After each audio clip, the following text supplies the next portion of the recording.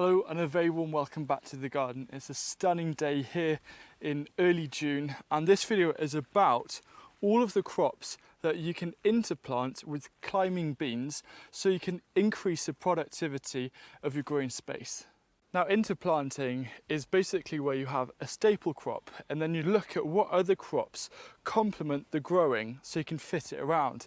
Here I've got onions. They're quite a tall, narrow growing plant, so I've interplanted radish just to make the most of the lower down space. So you can see intercropping or interplanting as a jigsaw puzzle, but it's just a lot more fun. Last year I was transplanting some runner beans around a wigwam, and I was looking at the space and I thought, hang on a minute, there's a gap between each plant. And if you think about climbing beans, they're actually quite narrow and they grow tall, and that's a characteristic. And I thought, well, I'm sure I could fit something in between the plants around the wigwam or the archway or the A-frame. And I thought, let's give it a go with parsley, and I had absolutely fantastic results. So if you have a small space and you're trying to fit as much food in as possible, then this video is really going to help you utilize intercropping and interplanting with your climbing beans. The great thing about interplanting with climbing beans is that you actually have a lot of choice with what crops you want to grow, and you can also mix and match them, so you can create a nice variety working around your wigwams or A-frames. And the key kind of plant categories are salads, edible flowers, herbs, and also another legume. The first crop we'll look at are herbs, and more specifically these are going to be annual herbs. Now, I already mentioned earlier in this video about how well parsley works when planted in between your climbing beans. These are runner beans here. They're starting to work their way up this wigwam, and there are two other herbs that work really well when interplanting. One of them being coriander, and the other one, which I've got here, is dill. Now, with dill, you just want to make sure that you actually harvest these quite heavily, because they can grow tall, but they also quite a spreading plant. So what I do is actually sow a load of seeds in a module and treat them a little bit more of a micro herb, because if you let them go, they can go really big. So I'm just going to plant those in there. Now, the great thing about climbing beans is another characteristic that they have about being so tall is that they can actually cast shade. And what that means is that you can use this to your advantage when it comes to reducing the chance of plants bolting. So one thing that coriander tends to do in a lot of hot, dry weather is run to seed.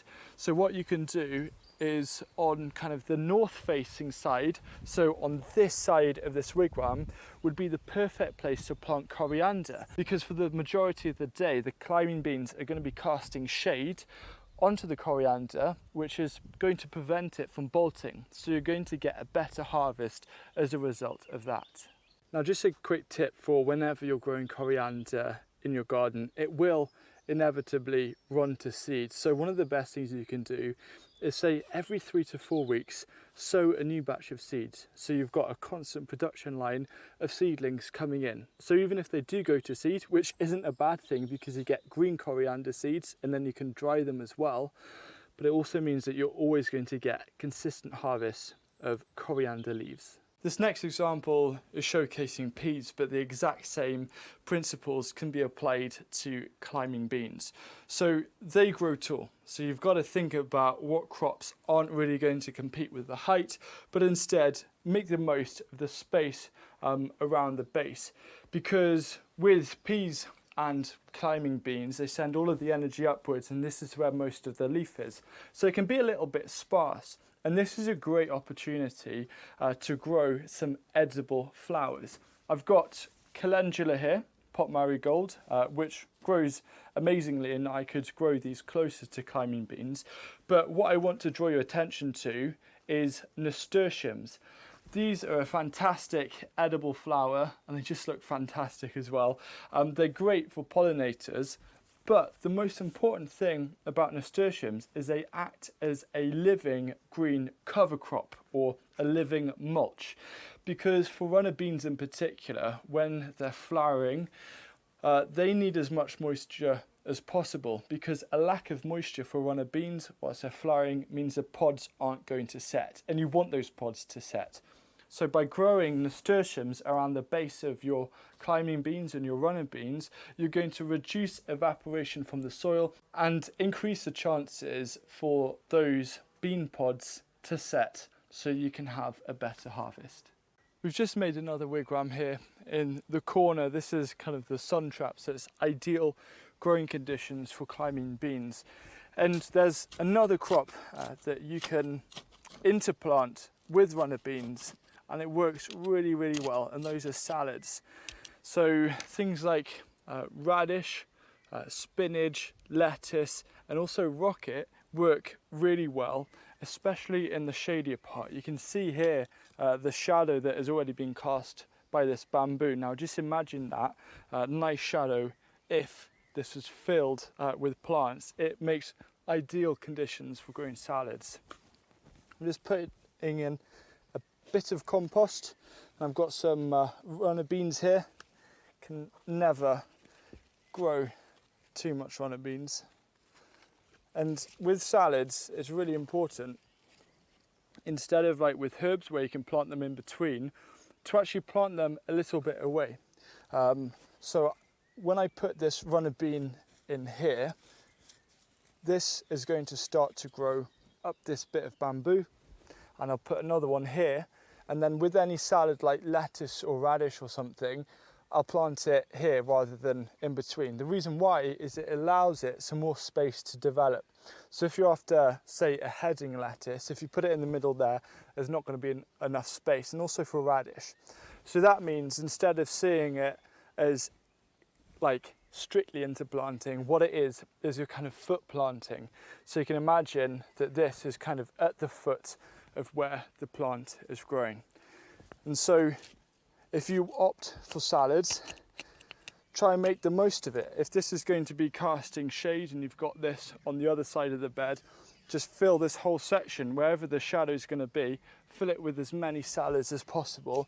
And it's going to make a really useful and productive way, because if you think about it, salad leaves such as lettuce, if you do use cut and come again, those are one of the most productive things that you can grow in a small space, because you can get continuous harvests for many weeks.